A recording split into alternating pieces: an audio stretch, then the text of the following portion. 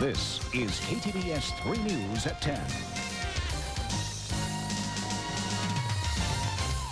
It really, upset me real bad when I came out here and saw that. Just who would desecrate a cemetery and why? Tonight, police say 2 men have been arrested. Thanks for joining us. Not bored teenagers, not angry families, but the owner of a Shreveport cemetery has been arrested and charged with desecrating graves. He and an employee are accused of knocking over several headstones. KTBS 3's Chris Redford's here with more on the story. Chris, what are police saying about this? Well, Jerry, detectives say the 2 men have knocked over about 20 headstones, but so far they're only charged with desecrating 5 of them. It's just devastating. Carolyn Douglas says she was heartbroken when she came to Carver Cemetery over the weekend and discovered that someone had dug up her mother's headstone. Threw it on top of her body and just stuck the flower. I had the flowers around the headstone, and he just took the flowers when he dug the headstone up and just stuck the flowers down in the hole. Douglas called the police, and 4 days later, detectives arrested cemetery owner Arthur Walsh and his employee John Paul Jones. Each man is charged with 5 counts desecration of a grave. It didn't seem to be. He didn't realize it was against the law to knock over a tombstone. Detective Shannon Mack says Walsh and Jones knocked over the headstones of those whose families haven't paid the fee to set up the monuments. When they wouldn't pay that fee, he felt in order to get their attention, knocking over the tombstone would be a good idea. They also dug up my children's grandmother's headstone. Carolyn, whether the families have or haven't paid their fees is a civil matter, but police say it became criminal the second these monuments were dug up and knocked over. It just hurts my heart.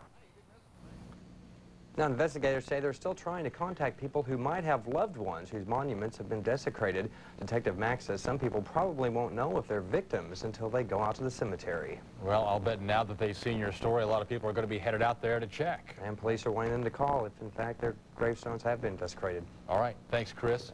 Well, Carolyn Douglas says she's already contacted the State Cemetery Board about her mother's desecrated headstone.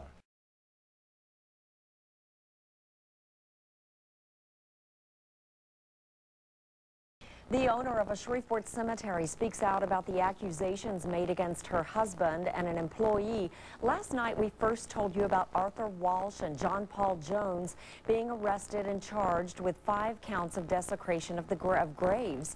Police say the men dug up and then knocked over headstones because of unpaid setting fees.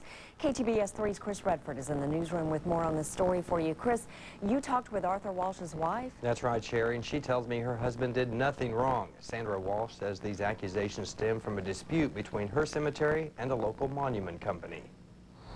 Sandra Walsh of Carver Cemetery says she can't believe her husband and an employee are charged with desecrating graves. We in no way desecrated their grave. I mean, we simply picked up the monument and set it on 2 pieces of wood stake.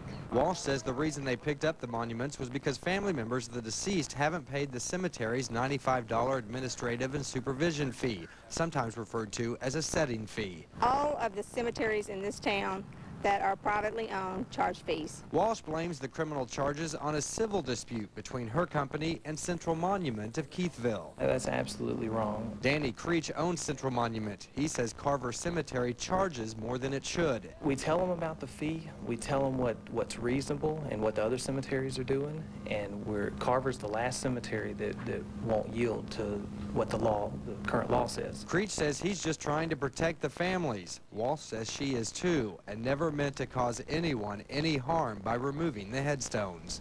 Sandra Walsh says she felt like on her own property, if the fees weren't paid, she could do whatever she wanted to do. But according to police, if a monument is moved so much as an inch, it's considered desecration. All right, Chris, keep